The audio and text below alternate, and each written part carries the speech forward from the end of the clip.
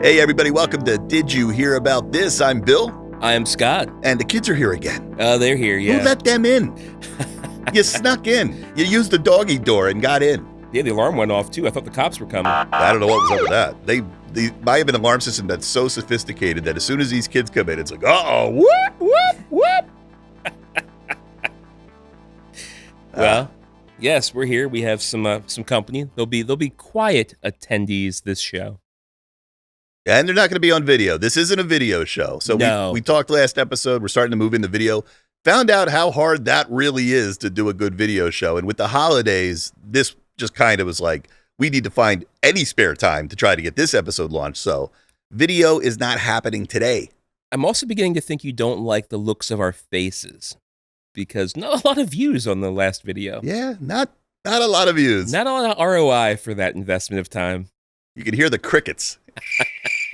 But we know it takes time to grow on any platform, and we're just starting out on the YouTubes. We were just talking about it before the show. It's like we would always run our episodes on YouTube just with no video. It would just be like a animated background that danced around.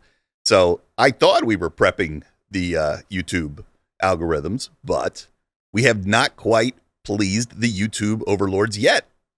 But shorts might help us with that. We're going to do some shorts for our videos and our segments here. Like the Popeye short I just put out? Like the Popeye short, Popeye the Slayer Man. Slayer Man. That was so good. I enjoyed making that short. I enjoyed talking about that movie.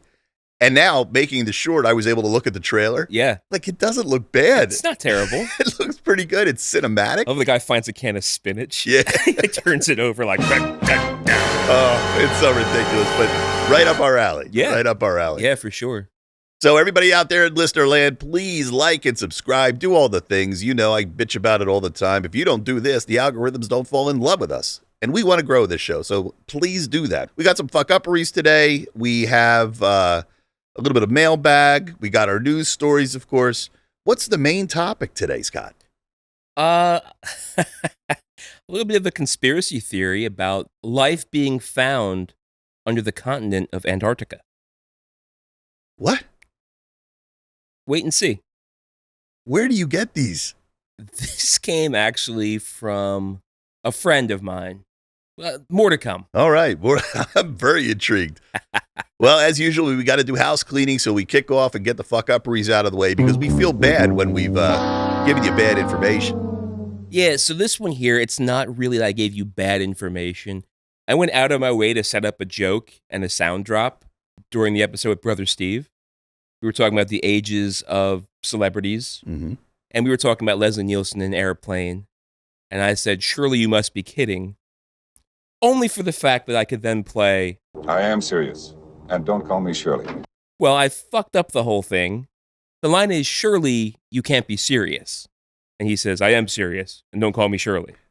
So my setup of, surely you must be kidding, fell short. And I was like, so not bad information, just a missed opportunity. That's an iconic line, and I didn't even catch fucked it up. Yeah, I didn't even notice you did it. Yeah, I didn't either till the edit, and I was like, oh. Well, I'm using it anyway. That's a light fuck-uppery. Yeah, I mean, But we got to correct it. it was not right, so I fucked up. Our OCD won't let us sleep until we get everything 100% accurate. And last episode, we were like, did we have any? And I was like, I feel like there was one. I can't remember what it was. And I listened to the rest of the show on my drive home, and I was like, that's what it was. That was it right there, staring me in the face. Yeah, well, not so bad. Yeah, well. I've done worse. What, you mean Mel Brooks is not an NFL referee? I know. There's still people out there that completely are watching football going, how come I'm not seeing Mel Brooks out here reffing? I don't know if that was a fever dream or what, but I still have a memory of it. That was my favorite one because you were so damn sure of it. I am so sure of it. I still am sure of it, but I can't find any evidence to prove it. But I have a vision in my head of that. Any fuck-upperies from last week? No, nobody's written in any. I didn't catch any in edit. All right. Got some mailbag. You want to do that? Mail, motherfucker. Yeah, let's do some mailbag. I have some mailbag too. All right. We'll cover a couple mailbag items. This one's from Sister Michelle. She was commenting on our discussion of the Mike Tyson Paul fight. Yes. Jake Paul fight. She writes, I think Tyson and Paul was a publicity stunt to get people focused on women's boxing and to get people aware Netflix is going to be doing live sports. There was a moment where Tyson landed a punch and then Jake Paul hugged him, and then Tyson calmed his punches down. He wasn't going to get paid until he went all 8 rounds. Now, I got to say, Michelle, I think you might be falling into a conspiracy theory here. I haven't been able to find any evidence that this is the way the contract was set up. There is things that there have been people saying, I think that's what it was. I think that's what it was. It's happened like that before. That's probably what it was. So Jake Paul lightened up his beating when he saw that he was beating Tyson to make sure they went all 8 rounds so that they all got paid. But the reason I don't think that's right is because there's reasons that can't be right, because people will fix the fight and there's so much scrutiny. That's it. And I did kind of hint at lawsuits that may be coming. Now, there is a lawsuit. People were suing Netflix because of their streaming going down. But there were also people suing because I mentioned people that were gambling, had lost money. And your reply was, well, if you can't lose money, don't gamble. But their thing was that you can gamble like what length the fight's going to be, how many rounds it's going to go. If they had money that was going to go like 2 rounds because they thought that either Tyson was going to kill Paul or Paul was going to kill Tyson, and they fabricated it so that it went 8, so they got more viewers and got more eyeballs, that is fixing a fight. Yeah, that is fixing a fight. The way I saw it, and the way I believe it really went down, is Jake Paul started to work on him and saw that he was pretty winded pretty fast. And instead of being like, let me humiliate the legend, it's at least let me put on a decent fight and, well, let him do what he can do. And let's just kind of play this game and let me win on points. I don't think that's fixing a fight. I don't think that's throwing a fight. I don't think that's any kind of manipulation for any other reason other than I want to be a respectful opponent. So you're almost viewing it the same way as not running up the score when you're already ahead by 30 points in a game. That's a great way of putting it. Yeah. And that's what I think I said it on the show, or I said it to one of my friends, like, yeah, you could see at the end, like, Paul was just like, I got full batteries left. Like, I could completely go in and crush you, but I've already beat you on points, and I'm well aware of it. Everybody watching knows. Yeah, you said at the 10-second mark, he kind of just like did a little bow and a little praise, like a thank you kind of thing. And I'm glad my last, he says it may, Tyson actually says this may not be my last fight. I hope it's your last fight. I hope so too. You know, that kind of brutality for a 58-year-old, dude, retire. It's time. You've done your job. You've pleased us all. You've made such an amazing legacy for yourself. Like, go out on top. I didn't want to see you get knocked down a dozen times. Well, not a dozen, but, you know, I didn't want to see you get knocked down once. So I was pretty happy with this outcome. So this past Sunday, the Eagles played the Rams on Sunday Night Football. Mm-hmm. And they were up by 27 points at one point. Fourth quarter, they're putting in backups. They're not going to keep running up the score. And the Rams score on, you know, basically junk time. Like, they weren't competitive in this game at all. And I think it fucked up the spread and the point spread for Vegas. Yeah. It always does. Happens all the time. Happens all the time. So that's exactly what happened with this Jake Paul, Mike Tyson fight. Yeah, I saw nothing that screamed to me conspiracy theory. Let's sue. Let's, you know, you got what you paid for, guys. So I had heard before, I mean, and it's no surprise, Netflix is doing live sports. They do have a Christmas Day NFL game coming up. No surprise there. If they're trying to get more eyeballs, I feel like this was a great way for them to almost beta test what their network can withstand. Because this football game they're doing has like a huge halftime show with big stars, so it's going to get all kinds of eyeballs. And it's one of those games where it is the only game being played at that point. So if you're watching football, you're watching this game. What can their servers do? So it's a great way to beta test that. This is the first time I'm hearing anything about trying to get more attention to women's boxing. Yeah, right. I mean, that's already boxing, not so much. UFC, it's huge. Yeah, there's plenty of women fighting in UFC. So I'm not sure I get that one. I'm going to check your sources, Michelle. The other thing about, you know, is this a good test to see if Netflix can handle ongoing sports? That makes a lot of sense to me. The part you said people are suing Netflix for this, like, hold on, really? Like, can't you go back and watch it now? Wouldn't a court go, well, sorry that happened to you. Maybe Netflix could refund your $9.99 a month, but it's there to go watch it again. So it's not like you will never get to see the fight. I'm assuming we can go back and watch it. Maybe upgrade your 256 kbps modem dial-up internet connection to something a little bit better. Maybe it's on you. Well, I told you, when I switched my internet to data off Wi-Fi, stopping me from using the same internet that everybody in my neighborhood is using, it cleared up. So that's just a correlation. Correlations don't equal causation every time. I get it. But that's an awfully big correlation. Well, I'll tell you what I did. I helped out everybody else. I just never turned the damn thing on. I wasn't sucking up any of that juice. Had sweet, sweet internet juice. Yeah. Oh, well. Yeah, I wonder what they're going to do next with their sports other than the football. Like, will they start doing boxing, UFC? How big is it going to get for them? I could see them doing huge things like international with like soccer, football, World League, stuff like that. Yeah. Well, I'm okay with them putting football on there. Yeah. Why not? Yeah. One of the biggest channels now, so why not have football available there? It's bigger than Prime, and Prime gets every Thursday night, which is weird. My parents bitch about it all the time because they don't have Prime. Really? Yeah. Okay. So they miss every Thursday night game. So 2 weeks ago, when it was the Commanders and the Eagles, that was a game they couldn't watch. See, this makes sense. Put it on Prime. Because you like to make fun of me thinking everybody cut the cord. Well, put it on Prime and put it on one of the channels for people that didn't cut the cord. I mean, there is a big divide there. They might do that, but I think Thursday night's the only one that doesn't do that. I think it's exclusive to Amazon Prime. Yeah. I thought that was annoying when they started to do it with ESPN. And then it's like, well, I don't pay for cable. I just have I have rabbit ears, and now I can't watch games. And I could bitch and moan and kind of make fun of my parents for being old, but I do the exact same thing. There's about 8 Phillies games that have been on this past year that are exclusive to Apple TV. I ain't paying Apple TV to watch 8 baseball games. Fuck that. Oh, I didn't hear about that. Yeah. Yeah, it's the same old problem, just a new base of technology. There's a new big brother in charge. It's calling all the shots. Yeah, this is just like when cable TV came out, and all of a sudden, if you didn't have cable TV, you were in the dark. Yeah. Well, thanks for sharing, Sister Michelle. Nothing really new there except for the idea that this is pushing female boxing, which sounds like an angry dude online, but maybe it was the best fight from everybody I talked to. It was the best fight of the evening with that women's brains hanging out. Yeah, that was incredible.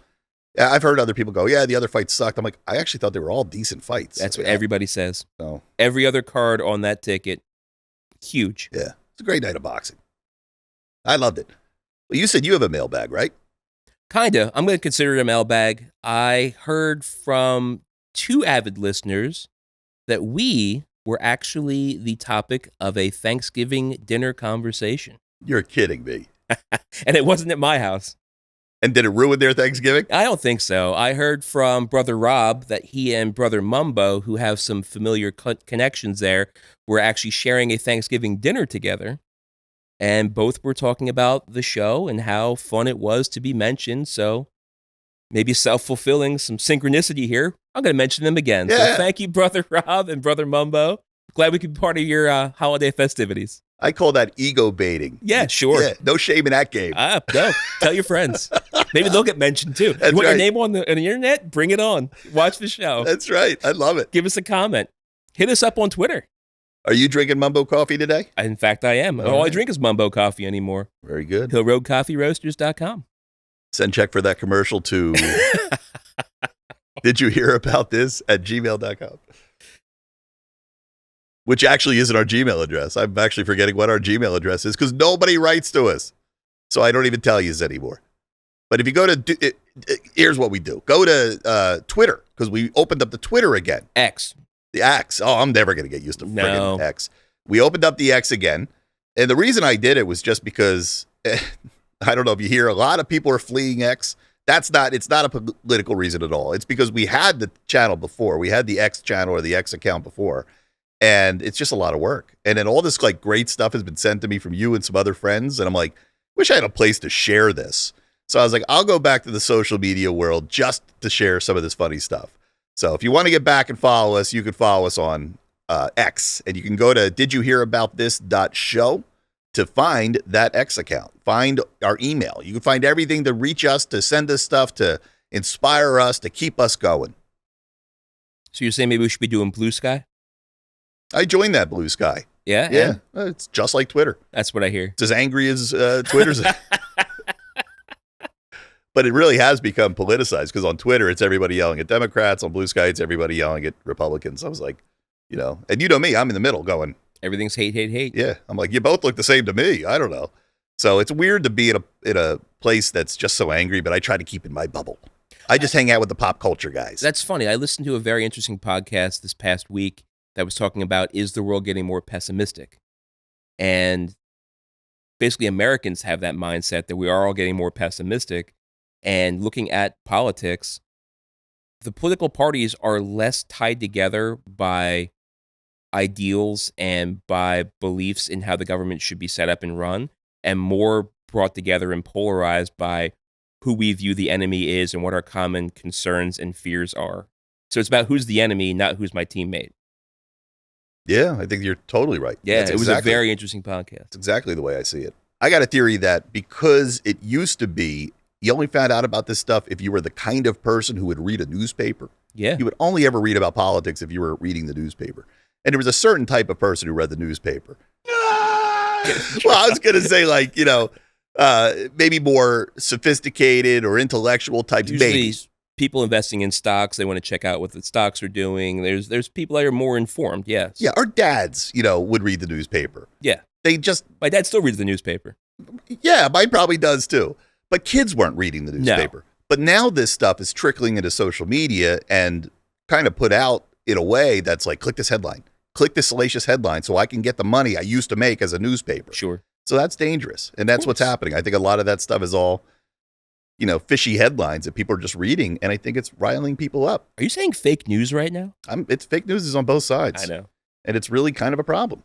Yeah. There are conflict managers out there that want to get people riled up. Because when people are riled up, they're much more easy to manipulate. I agree completely. Just by looking out there at the people. Yeah. Yeah. Ugh. Kids, you're going to have to change the world. Yeah, because we ain't doing it. You have to fix what we're doing or not doing, whatever, however you want to look at it.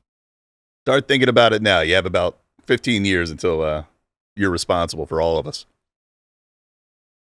Well, that was cool. I like being mentioned at Thanksgiving. Yeah. And not in a hateful way. I'll take that. Yeah, I love when people talk about me not in a bad way. Well, you want to move on to our main topic here? Yeah, right on, right on. So to speak of Thanksgiving, you know, a lot of people come home at Thanksgiving, or people get together around the holidays, which is one of my favorite things about the holidays. Well, I recently reconnected with a friend that I hadn't seen in a year or so.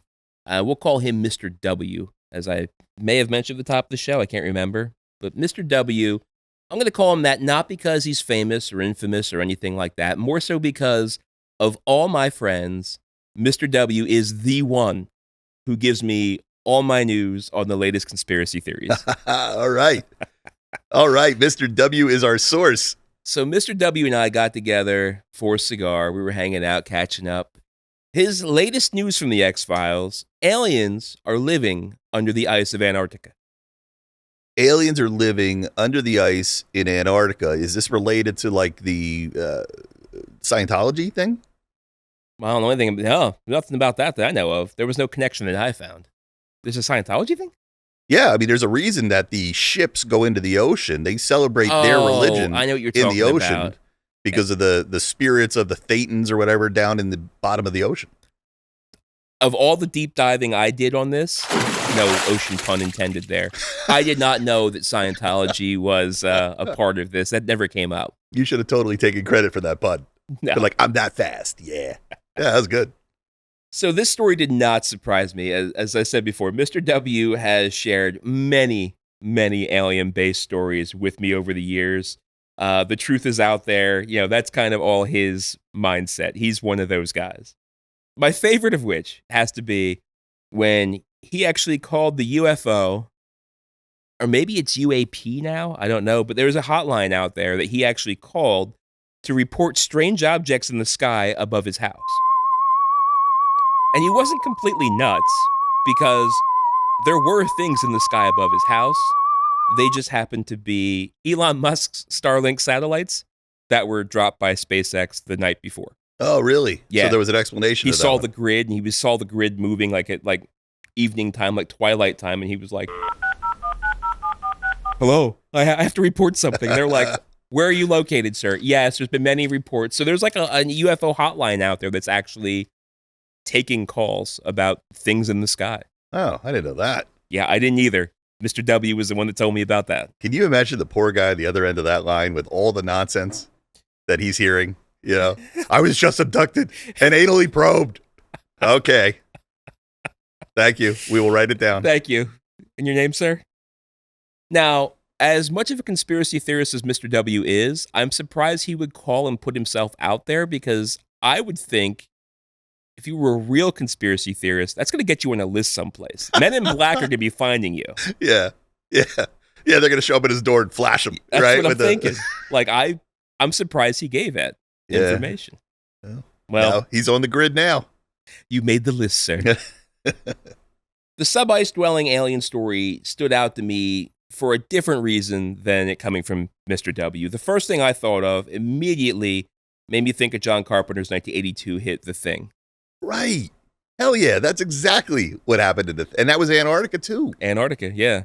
So for those that don't know, The Thing was actually based on 1951's The Thing from Another World. Both movies can be summed up as scientists in Antarctica discover an alien under the ice, murder ensues. Mm-hmm. Of course, this is a very simplified, dumbed-down explanation of the plot of this movie. It's actually an amazing, in-depth look at psychology, sociology, isolation, paranoia. I mean, it's a fantastic movie. If you haven't seen it, go watch it. There's a little bit of gore, but well worth it. A lot of gore. A lot of gore. A lot of puppet gore. It's true. Old school gore. Real practical effects, too. I watched that new Aliens Romulus last night. Yeah? There's a scene in that I was like, if this isn't inspired by The Thing. Yeah. Yeah. For sure. So I asked Mr. W, what groundbreaking evidence brought these ice aliens to the forefront of the truth seekers of the internet? And again, his answer did not surprise me. Grainy, poorly focused videos. Yeah. And then I thought, this story, this is ripe for the air here. Like, I have to bring this to the show because this really reminded me of the cryptids. How, like, everybody that saw these cryptids, the evidence is always like poor, grainy video, grainy audio, nothing good that is like, oh, there it is, clear as day. Right. And I was thinking about this after the cryptids episode. Like, they can't all really believe this. I think some of them know it's not real. They just like the whole universe of it. They like the idea of it. Sure. But then there are people who truly believe it's real. So I went on a deep dive. I watched Nova on PBS. Is that still a thing? I read articles on NASA.com. All right. And of course, I watched grainy, poorly focused videos on YouTube. So here's some history about Antarctica. So scientists believe through fossil records and also core samples of the ice that Antarctica was originally a tropical climate with rainforests and lush forests and everything like that. Now, this would have been when the continent was still part of the supercontinent Pangaea. And I've heard some conflicting things. Some call it Pangaea, some call it some other name I never heard of, but all the continents were one landmass. And then through shifts in tectonic plates and other seismic activity, the supercontinent broke apart into the smaller shapes, similar but not exactly to what we know of the continents today. So Antarctica drifted and moved south, where the colder climates, along with strong ocean currents, really began forming ice. And all this would have been happening roughly about 34 million years ago. So it was a lush thing up until 34 million years ago when it changed locations, changed latitudes. I've heard that before. That could be true. Like, that's something. Sure. We weren't there. We don't know. There's times where I'll get a news story. It'll be like, they found a road, an actual road, super deep in the ocean now that we can get lower with new technology.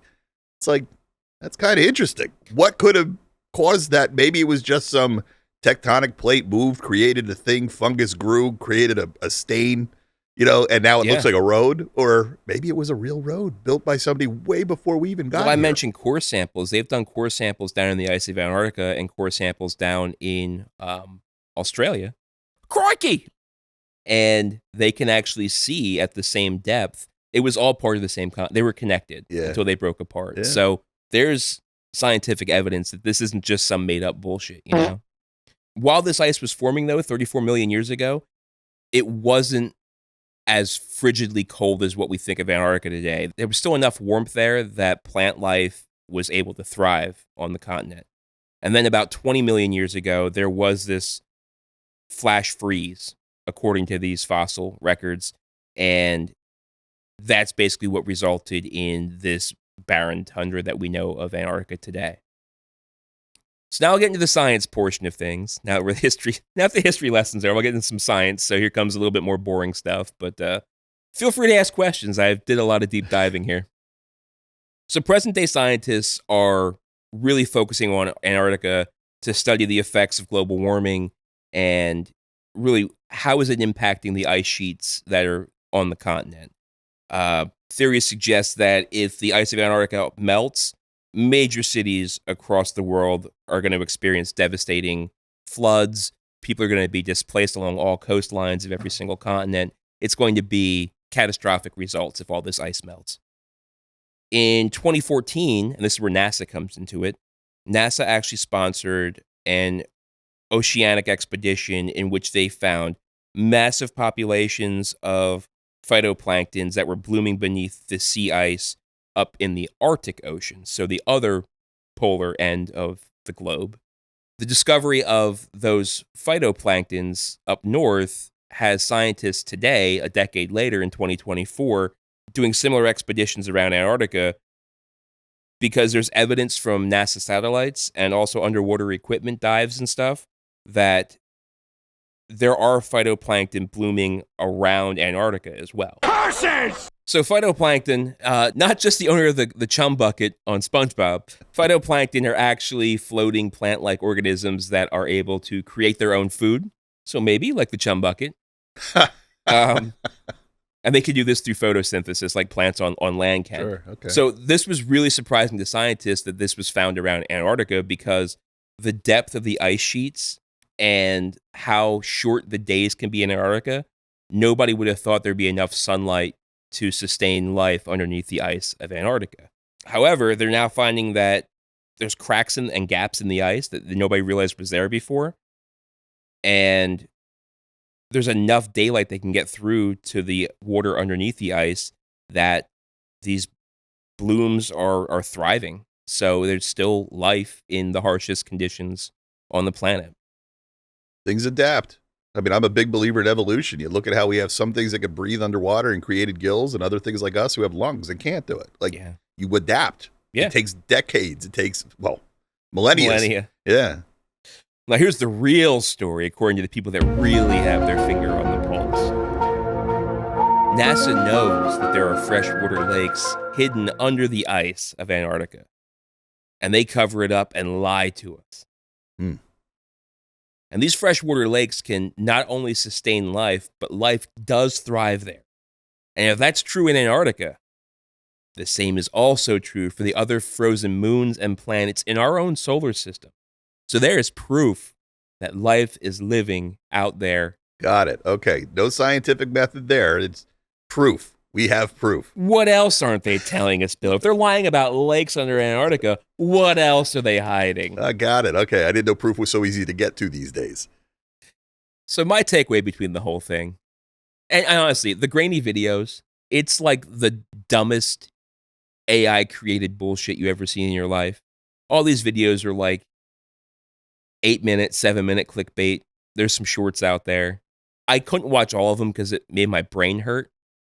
But like they, like any good lie, they take truth. They are finding life under the ice.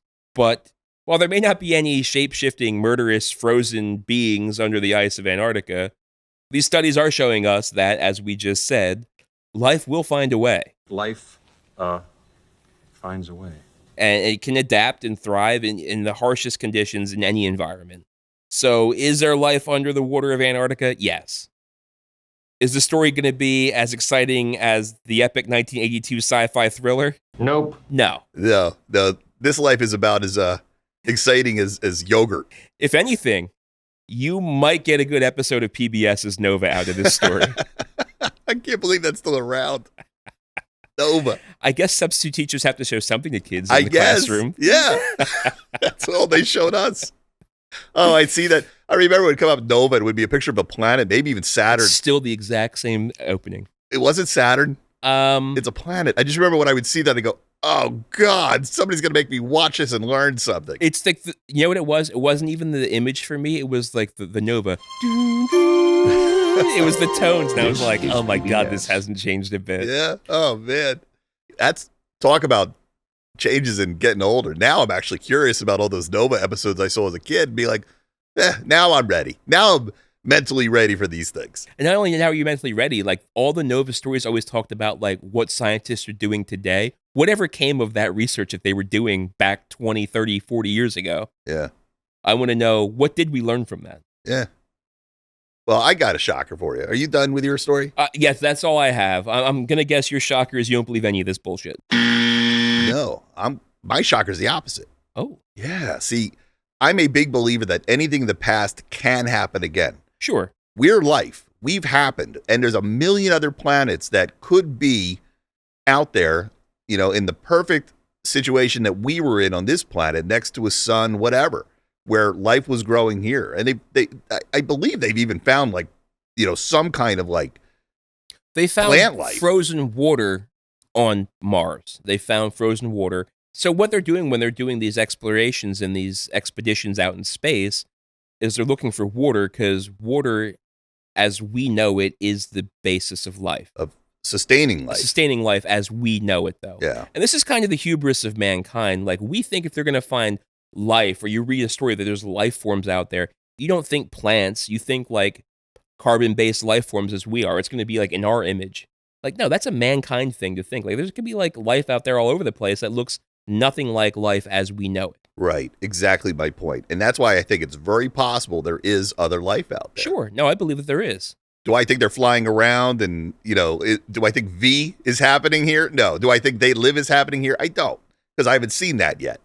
But if one day, and by the way, this actually might be coming up, you know how popular Joe Rogan is now? Sure. He had Trump on, and they talked about this. And Trump had actually said, oh, yeah, I read the files. Yeah, there's a lot of unexplained stuff that I can't talk about. So, that'll get the embers going, too. Sure. So a lot of people might be like, there's stuff the government knows and isn't telling us. Trump's going to be the one to tell us. I don't know. Because he also said that he's going to come out and reveal the truth behind the JFK thing. He's like, as soon as I'm elected, that's the first thing I'm going to do. We're ready to know. And I've seen it and I know. So probably some of that is stirring the pot. I watched another podcast, or listened to another podcast this week, and it had on Neil deGrasse Tyson, the astrophysicist. Mm-hmm. And he had an amazing point. He wrote about this in one of his books. We have this idea as mankind that, like, if aliens do come down, we can just communicate with them, and, we'll be able to negotiate and things like that. Like, all the movies have us communicating with aliens through flashing lights or through other means. He was like, we as a species on one planet, we don't even have one unified language here where we can understand each other across oceans. What in the fuck makes you think you're going to be able to talk to aliens that are completely from another world? Yeah, I know. They're going to be so advanced that they can land here. Yeah. We can't get to them, but they can get here. They're going to be pretty advanced. That was his other point. Like, you better hope they don't find us, because if they do, they could kill us if they wanted. It's game over, man. It's game over. Yeah. Yeah, they got the power to get here. They probably have a lot more sophisticated weapons. We're the protoplankton, the phytoplankton in this situation. We very well could be. Yeah, you're right. The hubris of man. Like, we just think nothing is superior to us. We know it all. How do we know there's not, way bigger worlds out there? Sure. We just assume it's not true. It's all through our lens, man. Well, that's where I sound like a conspiracy theorist, but you got to remember, a theory is just you just have a theory. I'm not saying this is factual in any way, because Yeah. I don't know anything. I'm not a scientist, and It's a hypothesis. It's a hypothesis. Yeah. Yes. Yes. Conspiracy hypothesis. Just doesn't have the same ring to it. What do you guys think? Is there aliens? You don't think No. there's aliens? Why not? Just doesn't sound right. Yeah, that's kid logic for you. They're sometimes smarter than us adults. Just doesn't make sense to me. You know what the problem with you kids are? You don't have the wonder of 1980s cinema to make you fuel your dreams of aliens being real. Yeah. Have you even watched E.T.? Have you ever seen Alf? See, this is what I'm talking Yeah. about. Yeah. You don't know nothing about Melmac. Your minds are closed. You kids, you believe in Pokemon, but you won't believe in aliens, huh?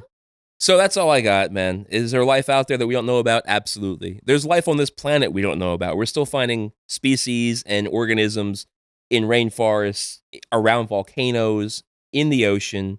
The deeper we can go, there's things we don't know. So are there life forms out there that are alien, quote unquote? 100%. Are they going to be chest rippers or chest bursters or face huggers? Probably not. Probably not. But maybe. Maybe. I like that. I like the way you put that. Very good. Very good. What do you got for news, man? All right, we got a bunch of stories here. Let's start with something from AV Club. I'm not a big fan of their writing, but they do come up with some interesting topics. But this one, film execs named Deadpool and Wolverine as point of no return for phones in movie theaters. I saw this headline. I did not read this story.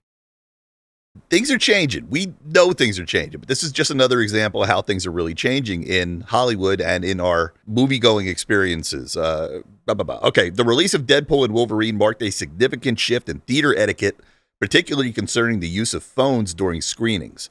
Fans frequently recorded and shared scenes on social media, including surprise cameos with little to no repercussions. Notably, both Ryan Reynolds and director Sean Levy engaged with this pirated content online, suggesting a tacit acceptance of such behavior. An anonymous film executive remarked, "Something really happened with that movie," indicating it is a tipping point for the changing audience norms. This trend continued with the release of Wicked, where audiences sang along, filmed the screen, and took selfies during emotional moments. Social media platforms became flooded with clips from the film, leading to debates about declining cinema etiquette. Michael Niederman, professor of cinema and TV arts at Columbia College in Chicago, expressed concern, stating, "I worry that it's tied to the decline of the sanctity of the cinematic experience." Oh, talk about hubris. Jesus Christ. So when I read the headline, the first thing I thought of, you see a cell phone in a movie theater, you think piracy. But Deadpool, Wolverine, Wicked, these movies are making ungodly numbers. So this fear that's put out there by Hollywood executives and movie theater owners that, oh, if it gets shot or clipped or selfied or whatever, it's going to dwindle. No, they post that to social media. People get FOMO. They're going to be selling more tickets than what they were before. Yeah. So I think the perception of how this would negatively impact is being proven wrong. Yeah, I think that's exactly the takeaway I got as well. The sanctity of the movie theater, it sounds like people are treating the quote-unquote sanctity of the movie theater more like they would a concert. People take pictures and sing along at concerts and post that, and it's all social media, so you can get your friends thinking like, oh, cool, how I wish I was with them. Look at the great seats that they got at this concert. Look at the experience they're having. I want that. I wonder if part of it is the entertainment industry going, we're losing to social media. Like, we don't want to give... It's like these copyright strikes we get with YouTube. Like, oh my God, I used a little bit of your song. I'm not taking money from you. I'm not taking food from your mouths. Like, it's really not that big a deal. And they're just spending so much time and attention trying to take anything offline that leaked online. You cannot control the amount of stuff going online. You just cannot. They're too busy pinching pennies that they're letting dollars blow out the back door. This same thing happened with the music revolution of Napster. Oh, yeah. Look at fucking Metallica trying to sue Napster. Yeah, they lost terribly. They tried to catch everybody. Yeah. And then they tried, since they knew they couldn't do it, they started creating, poster children. Like they used, remember the Kazaa, that one? Sure. Like went after like 10 kids. Yep. And like, we're going to make an example out of you and charge them a lot of friggin' money. I wonder how all that ended. I don't know. The possible topic to explore. Like, did they ever pay? All those kids that got sued criminals of Napster. Yeah, so I just think they're desperate to retain every penny that they think they're losing as this stuff leaks onto the internet. But that's the new norm. It just is. Desperation's a stinky cologne. Wow, I like that. Did you guys go see Wicked? No, they went to go see Moana 2. They couldn't get Wicked seats. That's how popular this movie is. Yeah. Jenna really wants to go see it. She couldn't find 4 seats in a row at one theater. Well, I can imagine that, going to this and seeing everybody come alive is something you want to record. Yeah. So I think it's time to start letting it. The only thing I don't want to, I remember going to see the first Spider-Man movie, the Sam Raimi movie. Yeah. And some kid on his phone, like early phone, it could barely record anything. I look at this kid's phone the light from his phone, it's distracting me because I'm trying to look at the screen. I finally pegged him with some popcorn. It was like, yo, stop or move. So that I get. If you're trying to enjoy the movie in private, I think the best option is to wait till it comes home. Yeah, I agree. So in lieu of being able to watch Wicked, they all went to go watch Moana 2 yesterday, which apparently Moana 2 was created to be a Disney Plus series. And then they decided to turn it into a motion picture. And from what Jenna and the kids tell me, Lin-Manuel Miranda did not do the music or help with the music for this one, so the songs are kind of stinky. Oh. And you can kind of see the format. Looks like it would be more formatted towards a series than it is a actual movie. Not that I watch a lot of Disney cartoons, but I loved Aladdin. Yeah. And then I remember they did The Return of Jafar on video, and I went and got it, and I was like, boy, they put like $1 into this production. This was kind of like when they had the classic clamshell Disney direct-to-cassette VHS. Yeah. Yeah. That's right. That's what it sounds like The Rock's cashing in here for Moana 2. And there's a live action one coming. Yeah, I also thought they were going to use this to push the popularity, to get people still talking and remembering Moana. Because it's been probably 4 years since the first one came out. And now they're trying to get the live action one going. They are doing a live action Lilo and Stitch with a CGI Stitch. Okay. Yeah, that was advertised as a preview, trailer, whatever you want to call it. Really? I didn't even know about that. Yeah, I didn't either. How many properties does Disney have that they could do this with? Well, they're running out.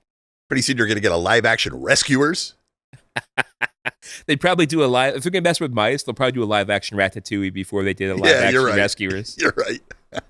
Do you remember that movie, The Mouse Hunt or something? It had Nathan The Lane Great in Mouse it. Detective. I think it was Mouse Hunt or Mouse House. Oh, you're thinking of Mousetrap. Mousetrap, maybe. I think so. And they owned a string cheese factory.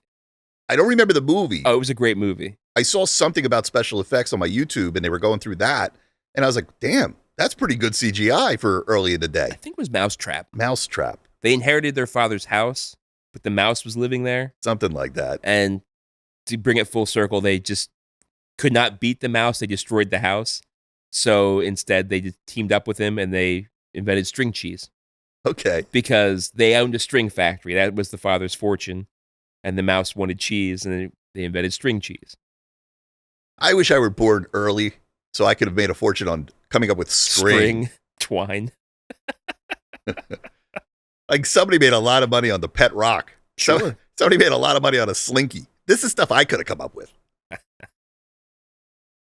All right, here's one from Screen Rant. It is a op-ed. Dan Aykroyd is right about Ghostbusters 6. Let me read. Poop? Well, let me read this. It hasn't been made yet. Dan Aykroyd, co-writer and star of the original 1984 Ghostbusters, has expressed that he doesn't foresee the original cast returning in future installments of the franchise. He acknowledged the success of recent films like Ghostbuster Afterlife from 2021 and Ghostbuster Frozen Empire in 2024. Were these successful? I don't think so. Which introduced new cast members such as Finn Wolfhard, McKenna Grace, and Paul Rudd. Aykroyd believes it's appropriate for the franchise to advance beyond the original actors, stating, I don't see that coming, as in the rest of the old guys getting back together again. I don't see why they would need us to carry it on. This perspective aligns with the franchise's direction in recent years. Ghostbusters Afterlife and Ghostbusters Frozen Empire have focused on a younger generation of Ghostbusters, effectively passing the torch from the original team to the new characters. Aykroyd's comments suggest a recognition that nostalgia can only sustain a franchise for so long, and that introducing fresh ideas and characters is essential for its longevity. I heard about this. Yeah, I think he's probably right, which sucks for us because we're not ready to let go of the originals, but... Oh, I'm ready. After these past few, I'm ready. I think they still could have been good if they just made a good movie about those guys. Too many characters crammed into one thing. That's the problem. The one thing I would welcome back, still looking for Rick Moranis. Yeah. But I'll tell you, watching the last movie, I'd rather not, sorry, kids, I'd rather not see the kids. I'm more interested in the original characters. But kids coming up, it's their world now, you know? So I see why they're trying to pass the torch. Yeah. It just sucks for us old dudes. I mean, having them in there, and they were really, we said this before, they were just there. They really didn't do much for the story. It really didn't let Kumail Nanjiani do much with his character. It really didn't let Paul Rudd do much with his character. It was just kind of like, nah, and here's these people. And again, trying to sell on nostalgia rather than story. Yeah, and then, hey, we're going to film with everybody together, crammed into the back of the Firehouse. Yeah. Got you all here for a day, so we better make this work. I mean, that was the vibe. It was bad. Oh, well. So we're going to keep on seeing more of our old stuff being handed over to the younger generation. And in hindsight, as I've bitched about the change in Star Wars and the change in Marvel, because I'm like, yeah, I grew up on that. That's so important to me. I'm also going, well, I recognize we're not the ones who were going to buy the tickets. The parents who were taking their families are a hell of a lot more appetizing to a studio. Yeah, how more long, money there. How long are you going to beat that dead horse? You know what I mean? Like, how long are you going to keep trying to milk that cow? It's gone dry. It hurts. Stop pulling. My friend Jen sent this over. I never heard of this. Are you aware of Prime Premiere? Is this something you can pay extra for Amazon Prime? Not extra. It's something you get with Amazon Prime that's coming out. Ooh. Prime Premiere is an exclusive benefit for Amazon Prime members, offering free tickets to advanced screenings of select Amazon original movies and series. These one-night-only events are held in select theaters, typically at 7 p.m. local time, and often include complimentary concessions, photo opportunities, and special giveaways. It's a whole new thing they're trying to do. Oh, I'd be down for this. Yeah, I think I would too. Like, all right, you're going to give me something I can see on TV, or I can go to the theater for free and watch it as part of my Prime membership. That's kind of interesting. It says how it works. Ticket reservations approximately 1 week before the scheduled screening. Prime members can visit the Prime Premiere website to reserve up to 2 tickets for themselves and a guest at a participating theater. Reservations are on a first-come, first-served basis, and seating is not assigned. I mentioned earlier, screening begins at 7 p.m. local time. Theaters typically open around 45 minutes before showtime, and seating is offered on a first-come, first-served. I'm repeating myself, Additional perks, attendees often receive free concessions, like a small popcorn and a small soda and water. Wow, that'll save you $35 right there. Right? This is great. Yeah. This is a free trip for the family to go see a movie in the theater. I'd be for that. Free if you own Amazon if you have Prime. Prime. So, yeah. You know, I've never had Prime just for like the streaming or anything. I always just had Prime for the free delivery. It's the only reason I ever got Prime. Really? Yeah. Oh, I'm always in Prime Video. Yeah? Always. Constantly. Like, Tubi is probably my number one because I'm into the old shit. But if I go, well, what about that thing that's not on Tubi? I'm going to Amazon Prime and it's there. Wow. Wow. The Coming Soon section on the Prime Premiere website lists upcoming movies and TV series available for advanced screenings. Titles have included Sitting in Bars with Cake. Wait, what? A Million Miles Away. And Gen V Season 1. I think that's a boys spinoff. Gen V. I got to tell you, I was more excited about this before you read these titles. I know. I'm sorry.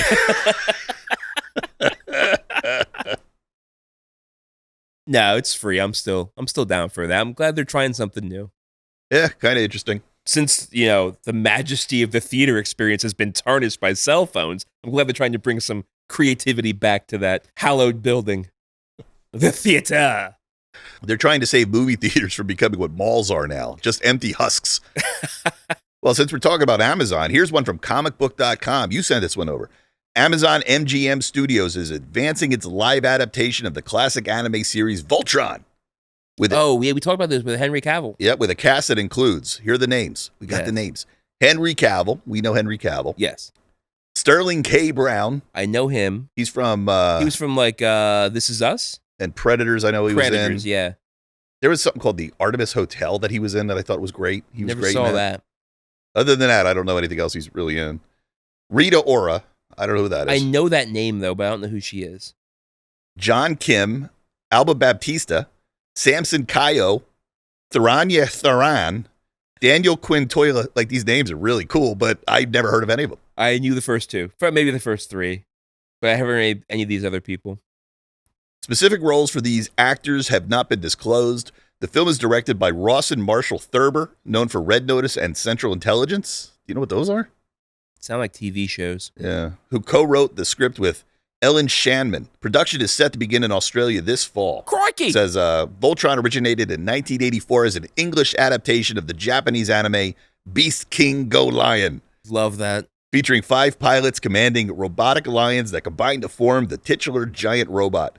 The franchise has seen multiple iterations, with the most recent being Voltron Legendary Defender on Netflix, which concluded in 2018. I tried to watch it. I just couldn't get into it.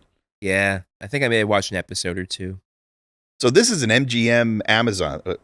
Yeah. I always think it's, yeah, that's right. I forgot Amazon bought MGM. So Amazon MGM, they got this coming. They got The Boys, which is a killer for them. They got all sorts of spinoffs there. That Fallout show was really good. Yeah. I really like that Fallout show. Yeah. So they're starting to become a big name in producing good content. Well, I'm glad they're doing it by quality over quantity, because, Netflix puts out all kinds of shit that's here for a minute and then gone. Yeah. If this stuff sticks around and they can build up the brand, that's, I think, a much better business model. I'm not sure if I wrote it here or just know it, but I think Henry Cavill. I think he's Black Panther. Nope. No, Black Lion. Oh, you think? Probably. He's the biggest we talked star. about that before. He was the leader. Black Lion was the leader. Well, I was going to say, I think he's one of the executive producers. Oh. So he's in bed with Amazon. He's also a great way to get what role you want, too. Yeah, that's the best way to get what role you want. So he's also working on that Warhammer game. There's a movie Warhammer 40,000, 40K. I'll get this right. Movie show game. Yeah, it's a show. It's a show on Amazon. Yes. I've heard there's some trouble there. Some political trouble. I don't know if you want to get into that. But no, probably not. But he's, got a deal with Amazon. So he's helping to develop this stuff. And the one thing I've always heard about Henry Cavill is he really doesn't let you shortcut. Like if he's going to be part of it, he's going to chime in and be like, you got to do justice to this. That was rumored why he left The Witcher. Right. Was that Amazon? I don't know. I feel like that was Netflix. Maybe. Yeah.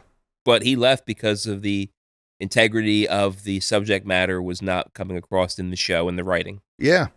Commendable. Good. Very commendable. Love that. Let's have more of that from our actors and producers. We need it. Speaking of more of that from actors and producers, let's talk about Ryan Reynolds. I think he's one of them guys. Oh, why are you sighing? Yeah. I think I know where you're going. I think he really worked really hard to make a great Deadpool movie. And everything I'm reading, like he fought for some of those ideas. What's he going to do for a Mighty Mouse movie? Okay. Ryan Reynolds and Free Guy writer to resurrect 82-year-old cartoon hero in new movie.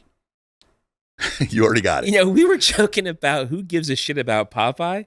Who gives a shit about Mighty Mouse? That's what I was going to, exactly where I was going with this article. I wanted to see what you thought at the end. So, long story short, Ryan Reynolds' production company Maximum Effort, working with Paramount Animation to reintroduce the world to Mighty Mouse. The screenplay is being penned by Matt Lieberman, known for his work on Free Guy, which also starred Reynolds. So, I liked Free Guy. Do you remember it enough to be like, this guy's, I'm so excited that the Free Guy is writing Mighty Mouse? No, I mean, I remember like the Free Guy thing was like, oh, this is fun. Oh, that's Taika Waititi. Oh, okay. He's the bad guy. Okay. I'm glad this was a free streamer. I didn't pay money to go see it. Yeah. That was my recollection in so many words of Free Guy. But now I see why you're sighing, because I had the same thought when he sent it over. It's like, oh, Ryan Reynolds, you're just going to cash in on some old property. I don't know. You kids want to see Mighty Mouse? I think you're pretty much over any of that kind of stuff. What's a Mighty Mouse? Yeah, it's a superhero mouse. How about Underdog? Was he Underdog? About a superhero dog? Are they just taking animals and making them into superheroes? That's what they did in the 1920s. Yeah. And now they also do that in the 1920s or the 2020s. The 2020s as well. We've come full circle. Screwed up that joke. Yeah, when you said this over, I was like, oh, man, who wants this? I don't remember sending this over. Oh, really? This wasn't one of yours? I remember reading that story, but I don't remember sending it over, so maybe I did. I think you did. I don't know. We're getting old. The memory doesn't work the way it used to. So there you go. If anyone's excited about the Mighty Mouse movie, the only thing I like Mighty Mouse is the impression of Here I come to save the day. Yeah, Kaufman. Yeah, I was wondering if you Kaufman. All right, two more stories. This one's called The Great Red Box Cleanup. This one I do know you sent to me. I definitely sent this one to you. One company is hauling away America's last DVD kiosks. You got this from Hackaday.com. I like that name, Hackaday.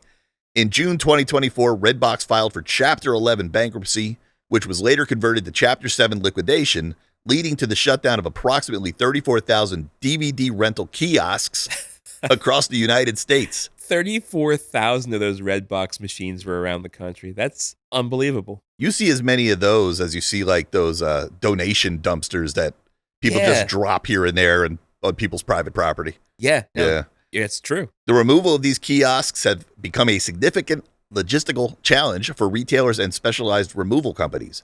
Companies like the Junk Luggers have been tasked with dismantling and the responsibility of disposing of the decommissioned Redbox machines.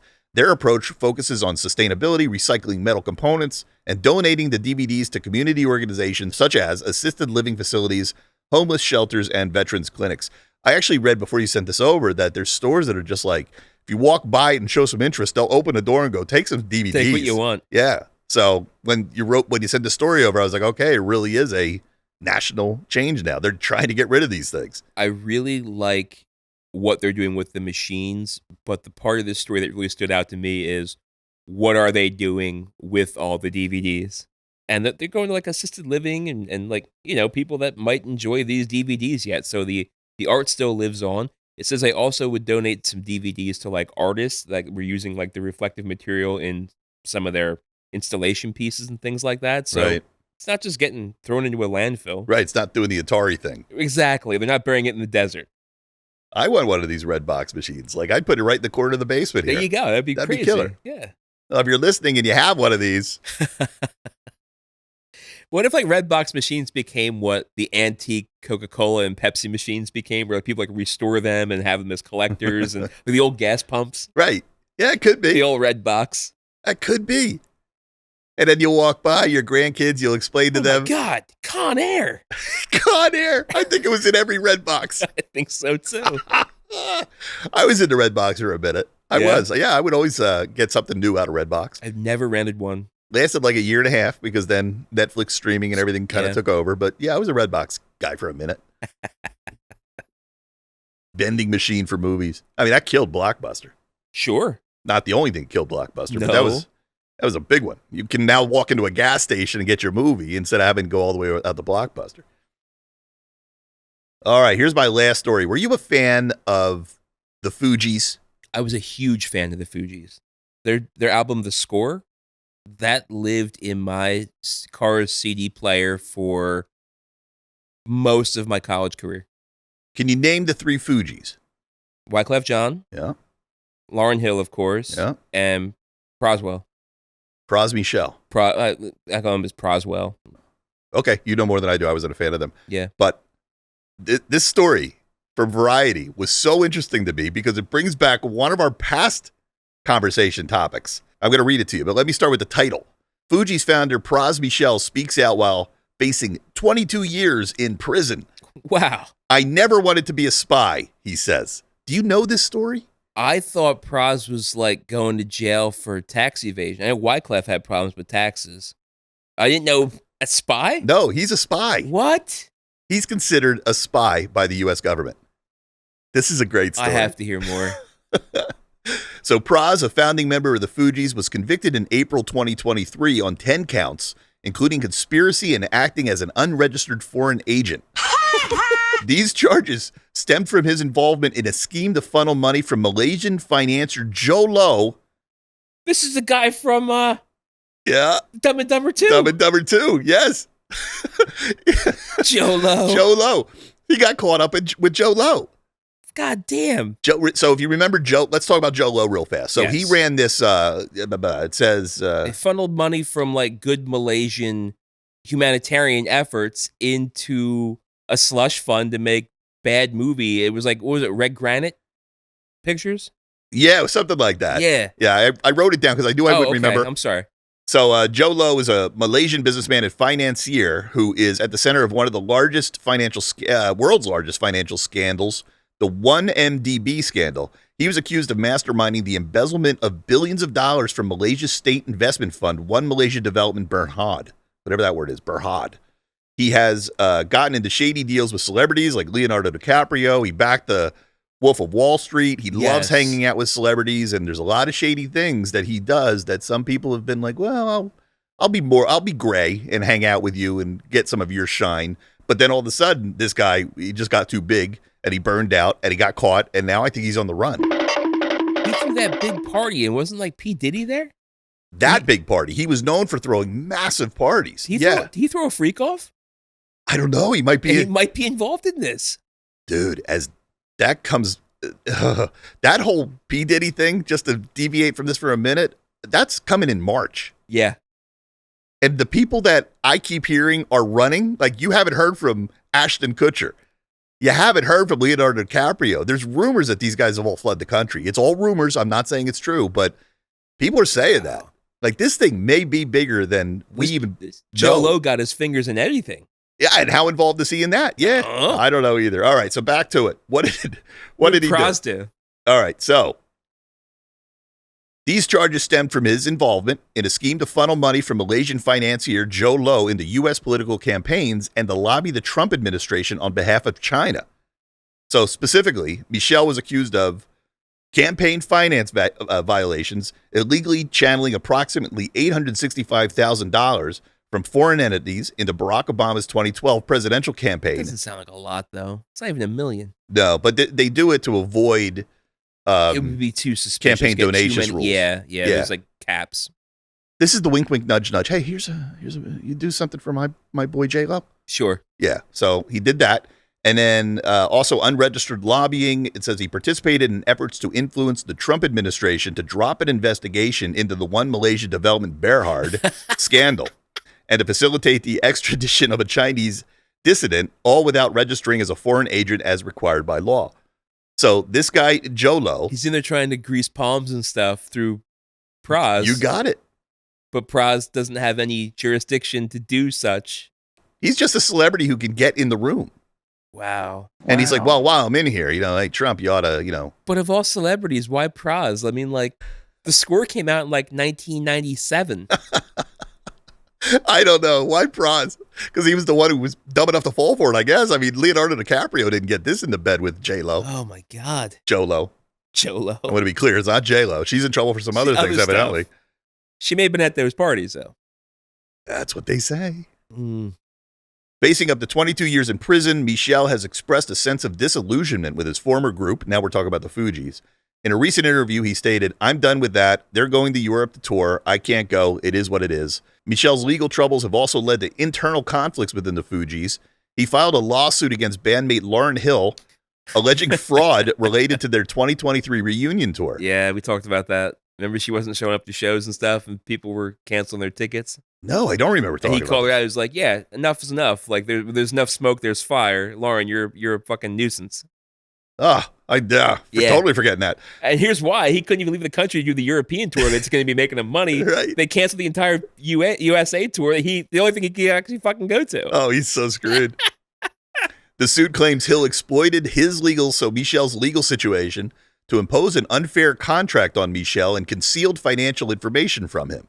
Like, you're a crook. You're not really one of us anymore, so you're not going to be an insider in the Fugees anymore. You're just a hired gun, essentially, is what it sounds like. Yeah. Hill has dismissed the lawsuit as baseless and full of false claims and unwarranted attacks. Last paragraph here. In October 2024, a judge denied Michel's request for a retrial, rejecting the claims of ineffective counsel and maintaining the fairness of the original proceedings. As Michel awaits sentencing, he hasn't even been sentenced yet. His future remains uncertain, and his relationship with former bandmates appears strained. God damn. Like a 007 agent. He didn't even know. He was like, he's hanging out with this guy who's got tons of money. He's like, yo, man, can you do this thing for me? It's kind of, morally gray, but go do it. Everybody does this shit. He goes and does it. Now he's a registered spy. He got caught. They call him a spy against the country. Oh, my God. You'll never listen to the Fugees the same way. Don't think I can. It's got to be so intoxicating to have people with so much power that they're just like, I'm above the law. Do this, and you can be above the law, too. I don't know that I could ever be that brave because I'm always afraid of getting caught at doing bad things. The other shoe's always going to drop, man. Yeah, I'm kind of that way, too. But Praz isn't. Shit. Well, that's the last story. That's all we got. All right. Well, I hope we lived up to the tagline. Stupid, yet strangely satisfying. Strangely satisfying. So thanks for joining us. Tell a friend. Let's keep growing numbers. And maybe we can be talked about at your next Thanksgiving dinner. Thanks for listening.